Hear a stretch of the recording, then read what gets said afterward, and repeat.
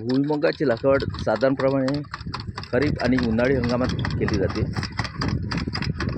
आपल्या भागामध्ये जर मजुराची चणचण असेल तर आपण या टोकन यंत्राद्वारे पेरणी करू शकता.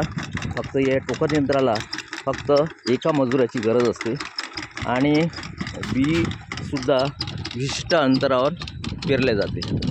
जर बियाणाची उगवणशक्ती जर चांगली असेल तर आपण हे यंत्र वापरू शकता. त्यासाठी आपण बी तपासून पेरणी करावी.